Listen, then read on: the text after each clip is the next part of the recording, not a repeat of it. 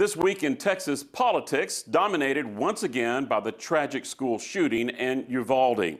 The school safety, mental health, gun debate, as expected, has become part of the governor's race, with another call for a special session and questions about where is Democrat Beto O'Rourke. Even Matthew McConaughey got involved, calling for some type of common ground, common sense compromise. Other familiar issues are also heating up this week, like the congressional House Democrats going prime time with the January 6th Capitol riot hearing. New questions emerging about the power grid. Will it hold this summer, and will the market reform plan go far enough? The governor also spent the week planning for yet another large migrant caravan that's heading to Texas. All right, let's get things started with our headlines for the week from our panel, and we'll start first with Greg Grugan, Fox 26 Houston. Greg, what's your headline? January 6th committee. You can lead Americans to water, but you can't make all of them drink. Brian Smith with St. Edward's University. Brian, what's your headline? It's Austin versus the legislature again. This time the issue is gun control. And political analyst Mark Wiggins, what's your headline? January 6th panel captures prime time. Brian, let's start with you. Where's Beto? Beto is keeping a low profile right now because so much is going on. If he gets out in front of the gun control debate and is on the wrong side or pushes something that he's not going to be able to enact, he's going to get the flip-flopper label attached to him, or they're going to say he's unable to handle the issue. I think right now he's taking a deep breath. Look, his confrontation of the governor and the lieutenant governor in Uvalde was controversial. And I don't think a lot of people liked it. I mean, some people said it needed to be done.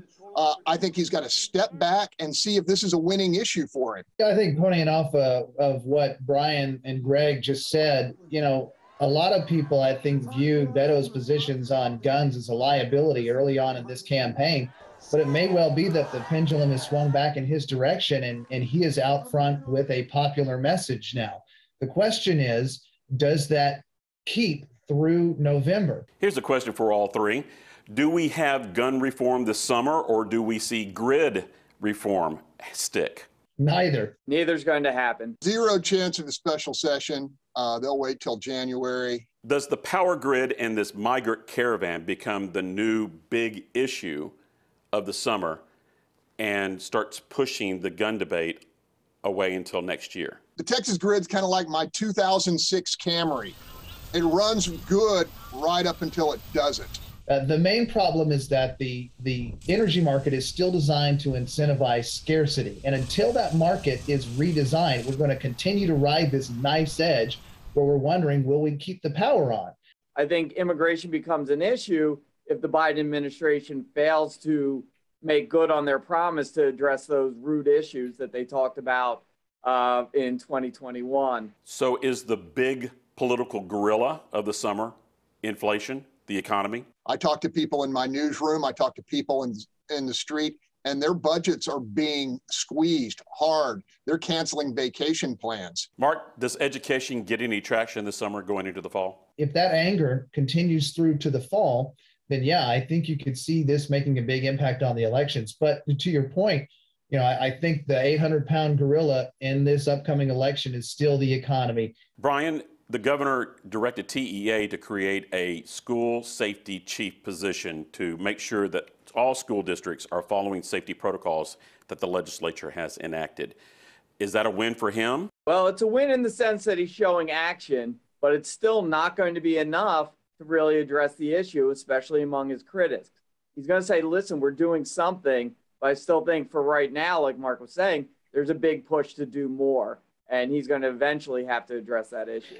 And that's what Brian is saying. You know, the response to the Uvalde shooting right now is exactly the same as the response to the Santa Fe shooting in 2018. And I don't think that parents are going to give anyone a pass now if the same results come of it. It is not going to be enough this time around to just hold committee hearings and come out with some vague generic recommendations. Parents are not going to think that's enough. Rudy, I got to ask the question, why the heck didn't we get a school safety czar after Santa Fe? I mean, come on. And with that, let's wrap up the week with our one word. And we'll start with Mark Wiggins. Your word for the week, Mark. Insurrection. Brian Smith, your word. ERCOT. Greg Rugen, your word for the week. Zealotry. And with that, we're wrapping up another week in Texas politics.